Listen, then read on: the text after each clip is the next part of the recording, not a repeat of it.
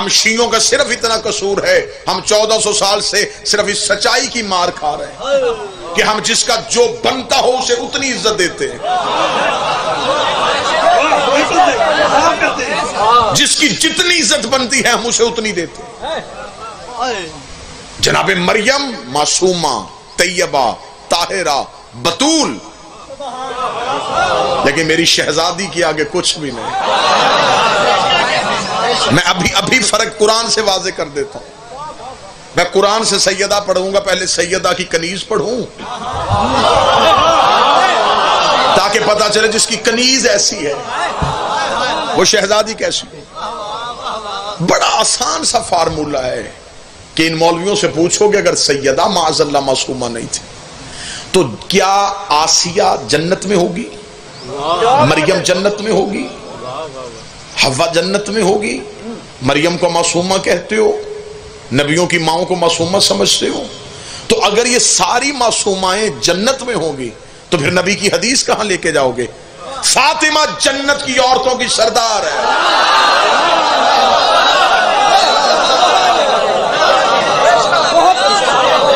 اس کا مطلب ہے کہ مریم بھی جنت میں ہوگی تو سیدہ کی کنیز ہی میں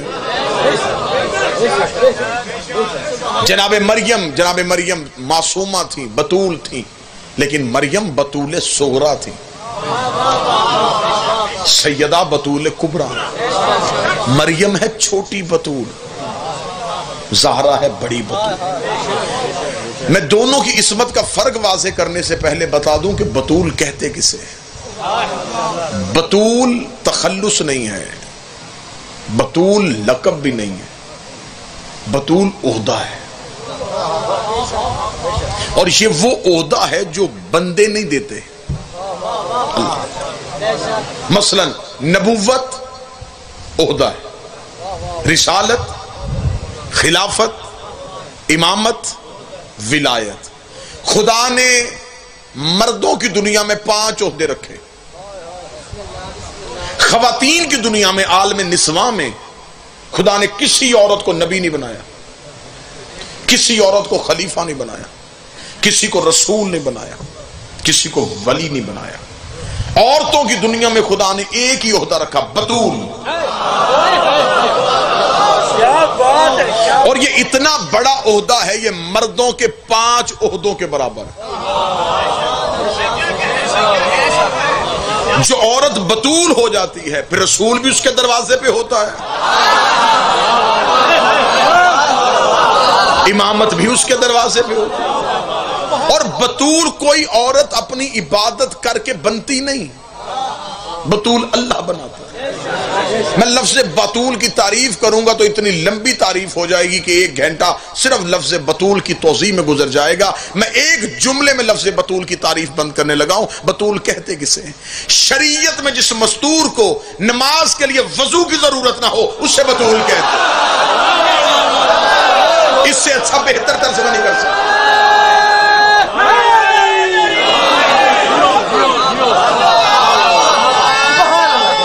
بسم اللہ سے مولا حسین، جس سے کوئی چیز پاک نہ کرے،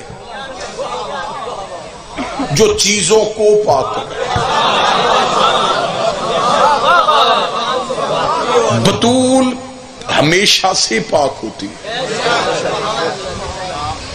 میں بڑی ادب کے ساتھ، تاکہ بڑے مؤدب طریقے سے خواتین بھی مجلس میں شریک ہوتی ہیں، ایک اشارہ دینے لگا۔ بتول کسے کہتے ہیں؟ بتول اس عورت کو کہتے ہیں جسے پوری زندگی قرآن تلاوت سے نہ روک سکے،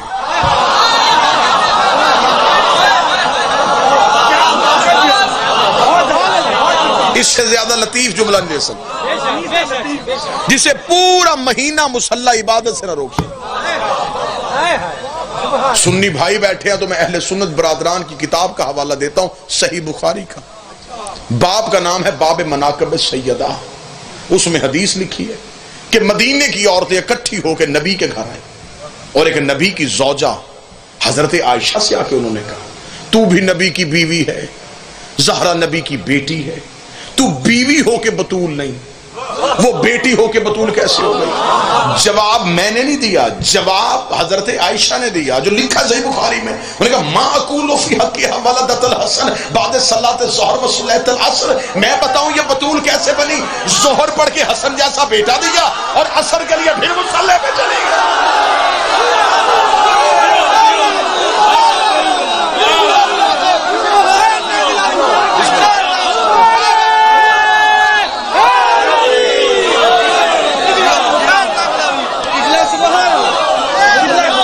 بسم اللہ سے مولا حسین عزت مولا عزت قبلہ حمدانی صاحب.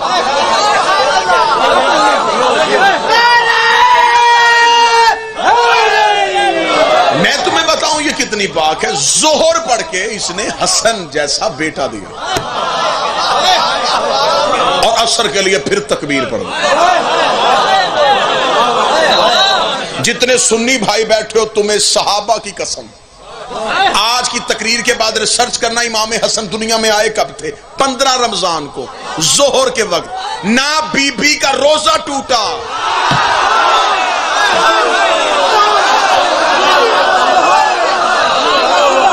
مجھے اپنی کسی کتاب سے ثابت کرو رسول کی بیٹی نے وہ روزہ دوبارہ رکھا. ان کے ہاں بچے بستر پہ نہیں مصلی پہ آتے. ماں بھی سجدے میں ہوتی ہے، بیٹا بھی سجدے میں. مریم کے پاس ایک نسبت، عیسیٰ کی ماں بطول صغرا سیدہ بطول کبریٰ. میں نے بطول کی تعریف کر دی. بطول اس مستور کو کہتے ہیں جو بہت زیادہ پاک. میں نے بہت زیادہ لفظ اس لیے کہا کہ سمجھانے کے لیے، ورنہ یہ لفظ ہی نہیں. کب سے پاک ہے یہ بھی نہیں پتا، کب تک پاک ہے یہ بھی نہیں پتا، کس سے پاک ہے یہ بھی نہیں پتا.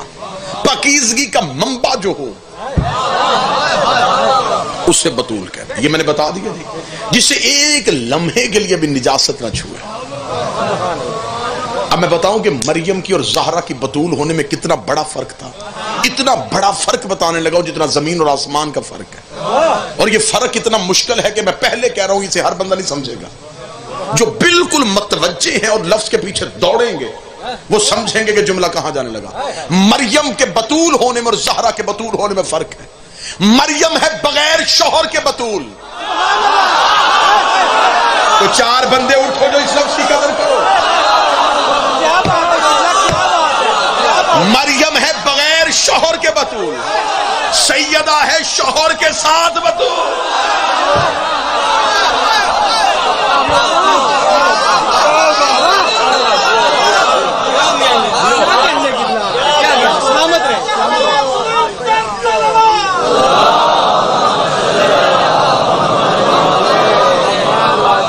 ان کی عصمت پہ بحث نہ کرنا، سوچنا بھی نہ یہ کتنے معصوم ہیں. قرآن کہتا ہے مرج البحرین یلتقی. ہم نے یہ 2 عصمت کے دریا بہائے ہوئے. قرآن کی تفاسیر میں ہر معصوم نے کہا کہ ایک دریا علی ہے، ایک زہرا ہے. بڑا بریک جملہ کہنے لگا ہوں جو بیٹھے ہوئے عصمت سمجھنے کے لیے میں خاردار وادی میں گھسا ہوا ہوں. میری جرت نہیں ہے، میرا بدن کانپ رہا ہے کہ میں عصمت ان کی کیسے بیان کروں. میں بڑا بریکی سے گزرنے لگا ہوں. قرآن کہتا ہے یہ 2 عصمت کے دریا آپس میں یوں چلتے ہیں کہ ملتے بھی نہیں اور لولو اور مرجان بھی آ جائے. لا یبغیان، ملتے بھی نہیں. مرج البحرین یلتقیان، یہ بہتے اکٹھے ہیں، یہ بہتے اکٹھے ہیں. لا یبغیان، ملتے نہیں. یخرج اللؤلؤ والمرجان.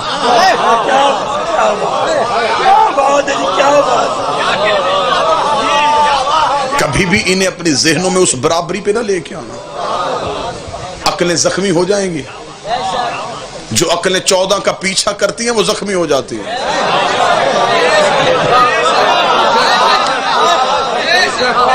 گلاس میں اتنا پانی آتا ہے جتنی اس کی وسعت ہے. انسانی ذہن کی ایک وسعت ہے، اس میں ان کی عصمت نہیں آئے گی. اتنے دلائل دوں ان کی عصمت پہ کہ کتنی وسیع ان کی عصمت. چلیں یہاں پہ اتنا بہتر آپ نے استقبال کیا، دیہات کا مجمع ہو کے شہروں سے بہتر آپ نے سنا، کیا کہنے، میں آپ کی سماعت کو داد دیتا ہوں۔ اب اگلا راز آپ کا حق بنتا تھا میں آپ کو دینے لگا۔ یہ بعد آدم نہیں، یہ قبل آدم ہے۔ یہ ظاہری طور پہ بشر کے روپ میں آئے ہیں، لیکن نسل آدم ہونا ان پہ اطلاق نہیں ہوتا۔ اب میں اس کی دلیل دینے لگا ہوں، یہ میرا دعویٰ تھا، دعوے کو ہر بندہ مان سکتا ہے، کوئی مسترد کر سکتا ہے۔ اب میں دعوے پہ دلیل دینے لگا ہوں، اور دلیل مسترد نہیں ہوگی یہ مجھے یقین ہے۔ دلیل کیا دینے لگا ہوں؟ جب خدا نے حضرت آدم کو جنت سے نکالا اور زمین پہ بھیجا تو حضرت آدم کا لباس اللہ نے واپس لے لیا، اس پہ کوئی دوسری رائے ہے ہی نہیں۔ شیعہ سنی مفسرین نے لکھا لباس واپس لے لیا۔ حضرت آدم کو بغیر لباس کے اللہ نے زمین پہ بھیجا۔ حضرت آدم جنت کا لباس استعمال کر ہی نہیں سکتے تھے، مالک تو نہیں تھے نا۔ بھئی مالک ہوتے تو شاید یہاں بیٹھ کے بھی منگوا لیتے، اب وہ مالک نہیں تھے، رہائشی تھے، رہتے تھے۔ آنے لگے، خدا نے کہا دے دے، لباس واپس کر لیا۔ حضرت آدم بغیر لباس کے دنیا میں، یہی وجہ ہے کہ آدم کی نسل میں سے جو بھی دنیا میں آتا ہے وہ بغیر لباس کیا، اس لیے کہ جب باپ ہی بغیر لباس کے آیا۔ اب میں نے جو بھی کہا ہے نا، اس جو بھی کا دائرہ بڑا وسیع ہے، اب مجھے اس کی وضاحت نہ کرنی پڑے گی اس جو بھی میں کون آتا ہے۔ جو بھی آتا ہے، جو بھی آتا ہے، چاہے وہ جو بھی ہو،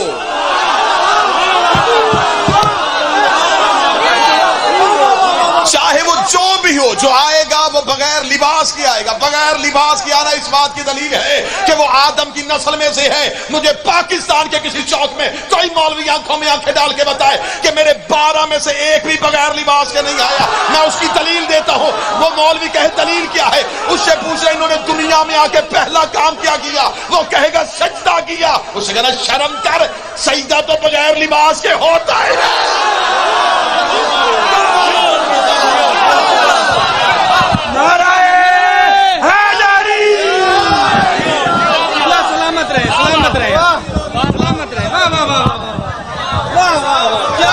متحدہ صاحبہ،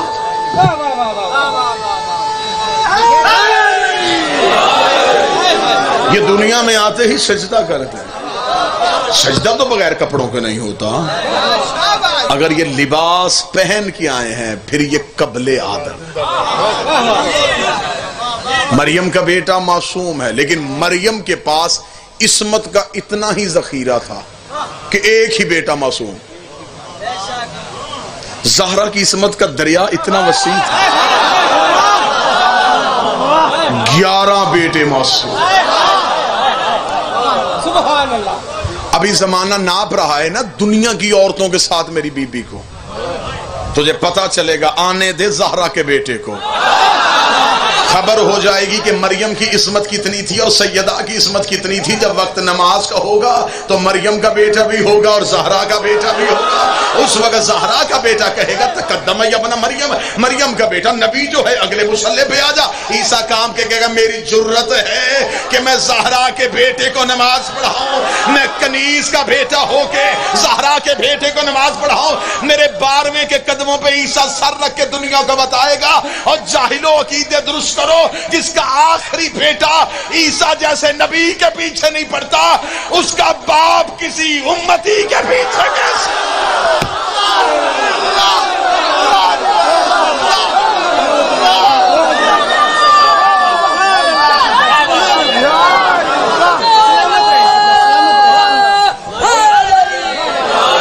مریم معصومہ لیکن چھوٹا، سیدہ معصومہ بڑی۔ میں عصمت سیدہ اور عصمت مریم ابھی آپ کے سامنے قرآن سے پہلے مریم کی عصمت پڑھوں، ساتھ مثال زہرا کی عصمت کی دوں، پتا چلے کہ فرق کتنا ہے۔ قرآن میں اللہ نے پوری سورت بی بی مریم کے نام پہ اتاری، کو 2-4 آیتیں نہیں، پوری سورت. اور قرآن میں جہاں 30 سپاروں میں اللہ نے اول سے قیامت تک کا ذکر کرنا ہے، اتنی جامع کتاب میں کسی بی بی کو ایک پورشن دینا کہ ایک پوری سورت ہی اسے دے دینا، یہ اس بی بی کے لیے بڑا اعزاز ہے کہ پوری سورت ہی اس کے نام کر دے. اور یہاں میں مجمع کے دل کو ٹھنڈک پہنچانے کے لیے جملہ کہوں. ایک بندہ میرے امام کی بارگاہ میں آیا، اس نے کہا مولا عزت مریم کی زیادہ ہے یا آپ کی جدہ کی؟ امام نے کہا فرق اتنا ہے کہ مریم کنیز ہے، ہماری جدہ سیدہ ہے. اس نے کہا مالک میں دلیل مان گیا، لیکن سوال میرا یہ ہے کہ اگر آپ کی ماں کی عزت زیادہ ہے تو قرآن میں مریم کا نام آیا ہے، آپ کی جدہ کا نام نہیں آیا. یہ سوال مجمع سے آج ہم پہ ہوتا تو شاید ہمیں پریشانی ہو جائے. بڑا بہتر ہو گیا یہ سوال مولا سے ہو گیا جو جواب ہم تک پہنچ گیا. اس نے کہا مریم کا نام قرآن میں ہے، آپ کی ماں کا نام قرآن میں کہیں نہیں ہے، تو بتائیں عزت ماں کی زیادہ ہے یا مریم کی زیادہ ہے؟ میرا خیال ہے کہ پورے ملک میں یہ ڈیرے دار اور زمیندار اور شرفا بیٹھے ہیں، اس جملے کا سب سے زیادہ مزہ آپ لوگ لیں گے جب اس نے کہا نا کہ مریم کا نام قرآن میں آیا ہے، آپ کی جدہ کا نام قرآن میں کیوں نہیں آیا؟ امام نے لمحہ دیر کیے بغیر کہا تجھے نہیں پتا بادشاہ درباروں میں کنیزوں کا نام لیتے ہیں، عزتوں کا نام نہیں لیتے.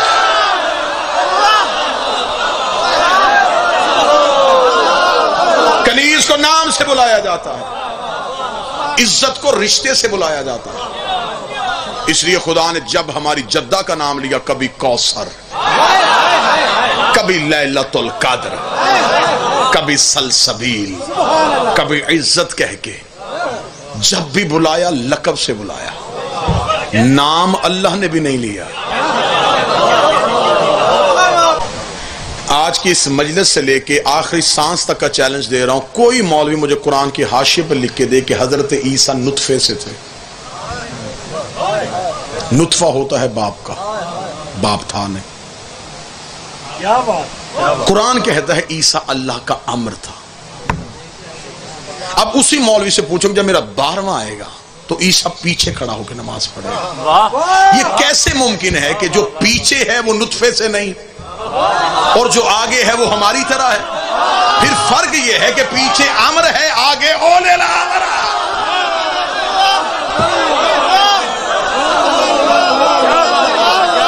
گتھیاں سلجھ نہیں سکتا.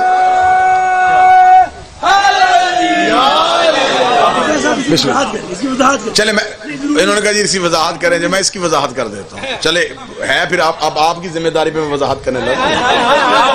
اب عقلیں پھٹ جائیں، دماغ زخمی ہو جائیں، یہ آپ کی ذمہ داری ہے. اللہ نے مریم کو بغیر شوہر کے بیٹا کیوں دیا؟ جاؤ جی میرا سوال جتنا پھیل سکتا اتنا پھیلاؤ. جب مولویوں سے پوچھو گے اللہ نے مریم کو بغیر شوہر کے بیٹا کیوں دیا، اس کا جواب دو. جواب ایک ہی ہے، 1400 سال سے ابھی تک جو ممبر پہ پڑھا گیا جو آیا وہ جواب میں بتا دیتا ہوں. وہ جواب یہ ہے، وہ کہتے ہیں اس لیے اللہ نے بغیر شوہر کے بیٹا دیا کہ جناب مریم کے دور میں جناب مریم کا کفر نہیں تھا. یہ جواب آپ نے کئی دفعہ سنا ہوا ہے. ہم پلہ نہیں تھا، معصوم نہیں تھا، اس لیے مریم کے برابر کا معصوم نہیں تھا، خدا نے بغیر شوہر کے بیٹا دے دیا. پچیس سمجھ کے مجمع پہ سوال دینے لگا. اگر اللہ نے معصوم نہ ہونے کی وجہ سے بغیر شوہر کے بیٹا دیا تو پھر میرا دوسرا سوال یہ ہے معصوم بناتا کون ہے؟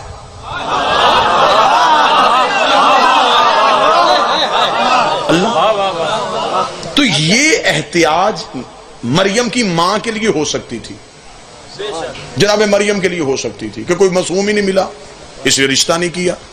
اللہ کے لیے یہ محتاجی کیسی؟ بھائی معصوم نہیں تھا اس لیے بغیر شوہر کے دے دیا، تو معصوم بھی تو اللہ بناتا ہے، بنا دیتا.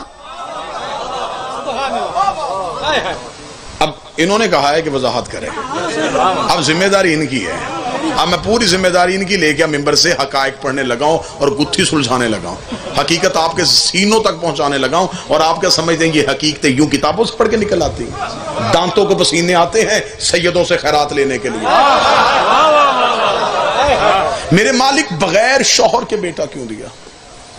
اچھا بغیر شوہر کے بیٹا دے کے نقصان دو ہوئے. ایک فطرت کا قانون توڑا جو نہ اس سے پہلے کبھی ٹوٹا نہ بعد میں ٹوٹا. اور خدا قرآن میں کہتا ہے کہ میں اپنے قانون نہیں توڑتا. اور جناب مریم کے لیے قانون بدلا.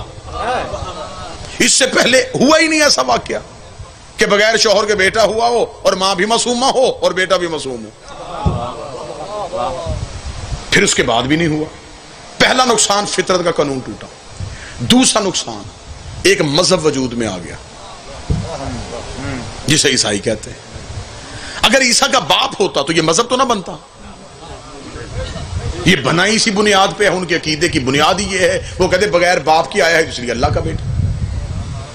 میرے مالک یہ دونوں خطرے تیرے سامنے نہیں تھے. فطرت بھی توڑنی, مذہب بھی وجود میں آنا. ان دو نقصانات سے کہیں زیادہ بہتر تھا ایک معصوم بھیج دینا. تیرے خزانہ قدرت میں کوئی کمی تھی؟ اتنے جو معصوم بھیجے 1,24,000 بھیج دیے تو نے. ایک اور بھیج دیتا, مریم کی اس سے شادی کر دیتا, نہ عیسائی بنتے نہ فطرت کا قانون ٹوٹتا. میرے مالک تو نے دونوں نقصان کروا لیے, معصوم نہیں بھیجا.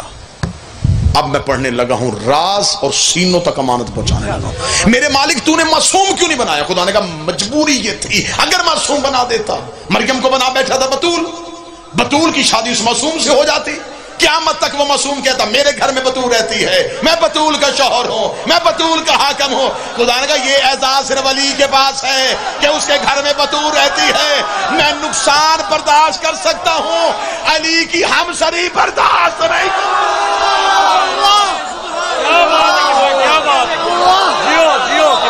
یہ اعزاز صرف علی کا. بتول کا حاکم, بتول کا حاکم ہونا کوئی آسان ہے؟ صرف علی ہے جس کے گھر میں بتول رہتے. بغیر شوہر کے بیٹا دے دیا. جب بیٹا گود میں آیا تو اب مریم اللہ کے گھر کے باہر کھڑی اور گود میں بچہ. گود میں بچہ جب آیا تو بچہ آتے ہی عیسیٰ روئے. بچے کی آواز قبیلے کے کانوں میں گئی.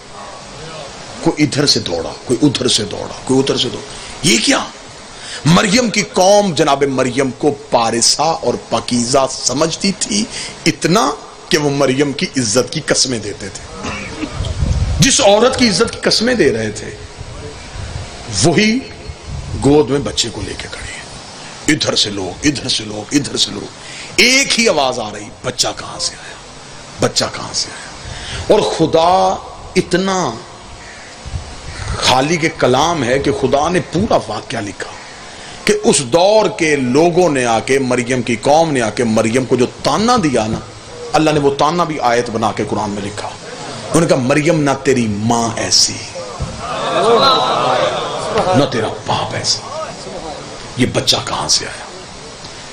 اب تقریر کا رخ بدلنے لگا ہے. جو میرا موضوع تھا میں اس موضوع پہ یکدم آ جاؤں گا اور آپ کو پتہ بھی نہیں چلے گا کہ کب میں اپنے موضوع پہ آ کے کھڑا ہو گیا. بچہ کہاں سے آیا؟ اب مریم پریشان, زندگی میں کسی غیر مرد سے بولی نہیں اور پہلی بار بولنا ہی پڑا تو الزام کا جواب دینے کے لیے.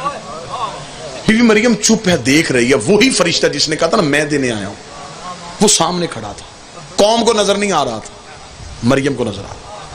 بی بی مریم کو جب کچھ اور نہ ملا تو مریم نے اس کی طرف دیکھا اور اشارہ کہا کہ بول. ابھی تو نے کہا ہے نا کہ میں اللہ کا رسول ہوں اور تجھے بیٹا دینے. اب یہی گواہی قوم کے سامنے دے کہ سنو بھائی, میں اللہ کا فرشتہ ہوں, اللہ نے اسے بیٹا دیا ہے اور یہ نبی ہے. جب بیوی نے فرشتے کی طرف اشارہ کیا کہ بول, سطر کا لہو نہ کرنا, فرشتے کی طرف دے کے بی مریم نے کہا بول. فرشتے نے سر جھکا کہا بی بی بتول کی گواہی دینا میرے بس میں نہیں ہے. میں موضوع پہ آ رہا ہوں, میں موضوع پہ آ رہا ہوں, میں دھیرے دھیرے آپ کو موضوع پہ لے کے آنے لگا. یہ بتول کی گواہی میرے پاس میں. بی بی میں تو صرف آنے جانے والا ایک پیغمبر ہوں, پیغام لے کے آتا ہوں چلا جاتا ہوں. گواہیاں دینا میرے اختیار میں نہیں. جو کام اللہ نے میرے دائرہ اختیار میں دیا ہی نہیں, میں اپنے اختیار سے باہر کیوں جاؤں؟ نہیں بی بی میں تو گواہی نہیں دیتا. پھر میری گواہی کون دے؟ فاشارت الیہ، اس نے عیسیٰ کی طرف اشارہ کیا. میں کوئی میز پہ ہاتھ نہیں مار رہا، کوئی مجمع کو بددعائیں نہیں دے رہا، کوئی یہ نہیں کہہ رہا کہ ہاتھ اچاؤ تے انج کرو تے اونج کرو. چپ کر کے بیٹھو لیکن جملہ ضرور سمجھنا. بی بی مریم نے کہا کہ کون گواہی دے؟ اس نے کہا بچہ. بی بی نے کہا بچہ؟ اس نے کہا بی بی بطول کی گواہی ہمیشہ بیٹے ہی دیتے ہیں.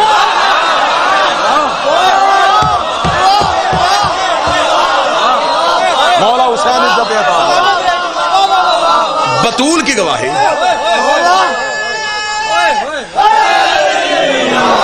بیٹے دیتے ہیں. میں نے یکدم نتیجہ نہیں دیا کہ کہیں آپ کے ذہن ایسے نہ ہو کہ قبول نہ کرے. میں آہستہ آہستہ ذہنوں کو مائل کر رہا ہوں کہ میں نتیجہ کہاں لے کے آنے لگا ہوں. گواہی بیٹا دے گا. بیٹے کا بچہ ہے، اس کا نبی ہے. لب متحرک ہوئے عیسیٰ کے اور قرآن کہتا بول کے کہا سنو انی عبداللہ اتانی الکتاب وجعلنی نبیا، میں اللہ کا عبد ہوں، صاحب کتاب ہوں اور نبی بن کے آیا ہوں. جعلنی نبیا، نبی بن کے آیا ہوں، آ کے نہیں بنا.